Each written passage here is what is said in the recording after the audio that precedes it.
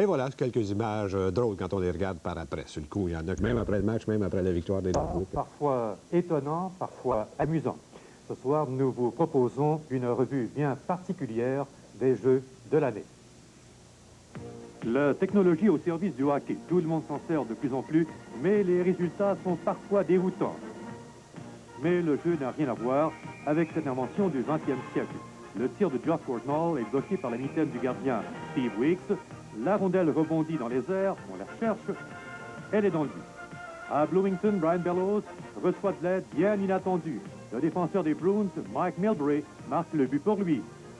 Et que dire du jeu des plus bizarres de Ben Wilson de Chicago, de la Ligue Rouge, en passant par la baie vitrée, John Van Beesbrook, lui, n'en revient pas. Le hockey, c'est parfois un jeu d'enfant. Larry Murphy et Ben Gustafson s'amusent follement avec le disque. Le tir d'Al McInnes s'est logé entre la lame et la bottine du patin de Colin Patterson, qui demande l'aide du juge de ligne Gérard Gauthier. Qui veut de la rondelle ici? Un joueur des Devils ou des Flyers? Personne ne semble y tenir. On espère peut-être le sifflet de l'arbitre Dave Newell qui décide que le jeu doit se poursuivre. Un record pour le livre Guinness. 8 joueurs de Washington et de Los Angeles ont trouvé place à l'intérieur du but. Après le coup de sifflet, c'est un véritable cambolage. Au cours d'une bataille, une prise peu orthodoxe de Lou Franceschetti aux dépens de Bob Bourne. On se défend comme on peut. Non seulement le hockey, mais aussi le gant de Doug Howard, rien ne va plus. Et une façon bien personnelle de lancer le boomerang, ce qui ne gêne aucunement M. Van Beesbrook, qui ne s'occupe que du disque. Je vous parierai ici que Chico Rush n'est pas d'accord avec l'arbitre. N'est-ce pas, Chico? Sa réponse est évidente.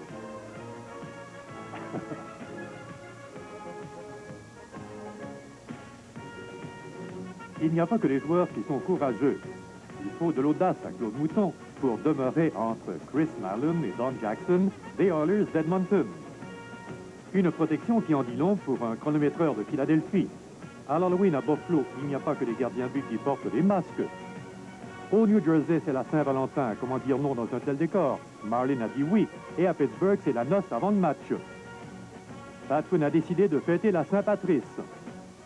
Ce jeune aura au moins marqué un but dans la Ligue nationale avant d'être envoyé au banc des pénalités, puis expulsé du match. Les explications des arbitres ne sont pas toujours admises par les entraîneurs. N'est-ce pas, M. Fulford? Au cours de la saison, Chico Rush est passé à Philadelphie. Ron Duguay à Pittsburgh. Greg Adams donne ici une avance aux Devils.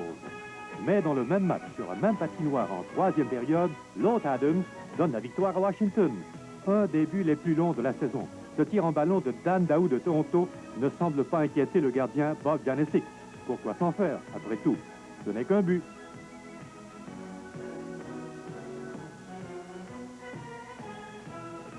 Le but le plus long, celui de Mark Howe des Flyers de Philadelphie, de la ligne de ses buts, 180 pieds.